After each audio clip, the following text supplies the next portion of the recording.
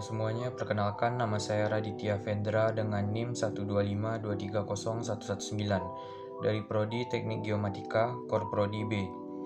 Pada kesempatan kali ini saya akan menjelaskan rangkuman dari buku putih Reforma Agraria. Reforma Agraria mewujudkan kemandirian bangsa. Sebelumnya, sebagai pembukaan, Indonesia adalah negara agraris.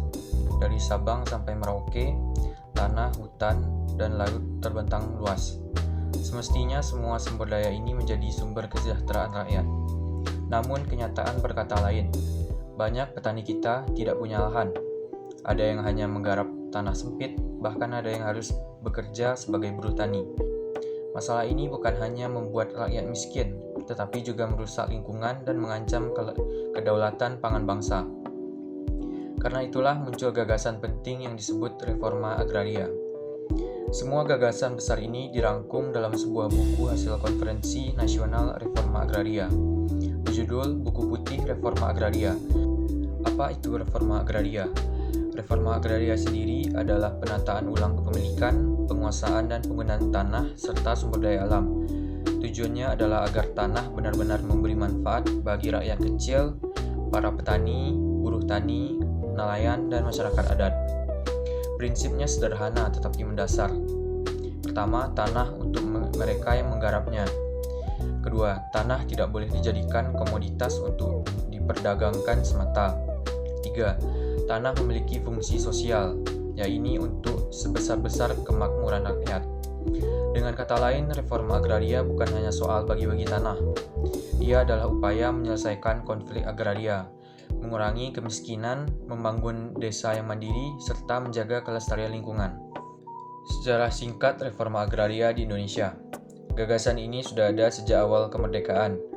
Presiden Soekarno bersama para pendiri bangsa menyadari pentingnya dasar hukum agraria baru yang berbeda dari warisan kolonial. Setelah proses panjang, lahirlah Undang-Undang Pokok Agraria atau UU PHA tahun 1960. Inilah landasan utama pelaksanaan land reform di Indonesia. Namun, pergantian rezim membuat pelaksanaannya terhenti. Pada masa Orde Baru, kebijakan agraria lebih berpihak pada investor besar dan perusahaan swasta. Akibatnya, ketimpangan semakin tajam. Setelah reformasi, lahirlah TAP MPR nomor 9 tahun 2001 yang kembali menegaskan pentingnya pembaruan agraria dan pengelolaan sumber daya alam.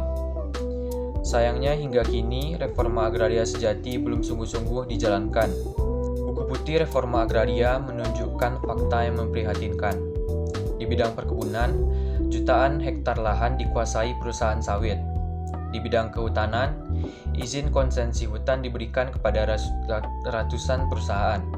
Di sektor tambang, puluhan juta hektar lahan masuk dalam izin eksplorasi dan eksploitasi.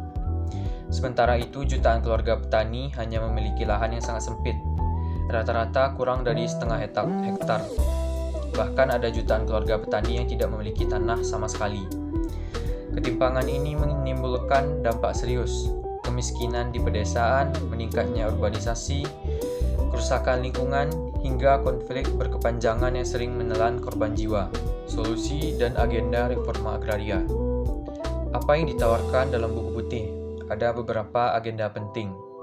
Pertama, membentuk kelembagaan khusus untuk menjalankan reforma agraria. Misalnya, Komite Nasional Pembaruan Agraria untuk Redistribusi Tanah dan Komisi Penyelesaian Konflik Agraria untuk menuntaskan sengketa. Kedua, redistribusi tanah.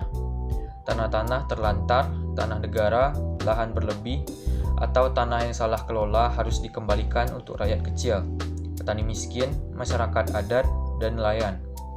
Ketiga, penguatan ekonomi rakyat desa.